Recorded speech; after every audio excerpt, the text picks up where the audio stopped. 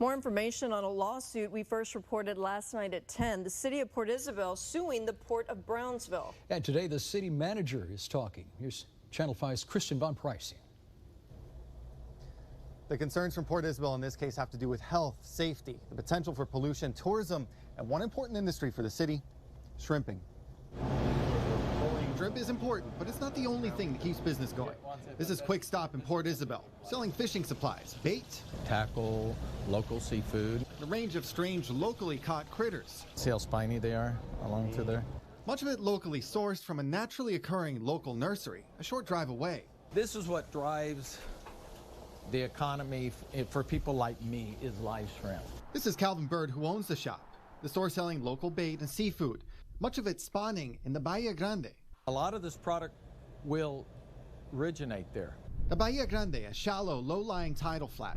Around the 1920s, it dried out when the Brownsville ship channel was dredged.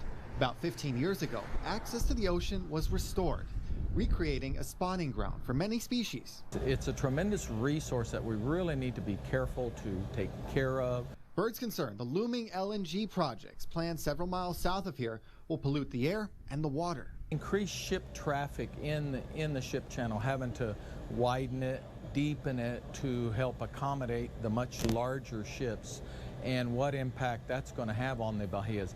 And the actual construction of some of the LNG plants, which are going to occur right along the ship channel where a lot of our delicate wetlands are. A concern big enough for the city of Port Isabel, too. You know, we're worried about the way of life, we're worried about the economy, we're worried about health and safety. City manager Jared Hakema behind the lawsuit against the Brownsville ship channel that owns the property that LNG companies would use.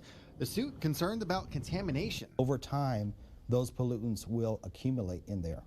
And of course, they're nurseries for our juvenile fish, shrimp, other wildlife. Air pollution that's also documented in federal permit applications, a mix of chemicals. There are people having issues with asthma.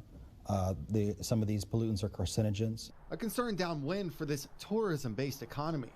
All this shrimping product is local, the squid is local.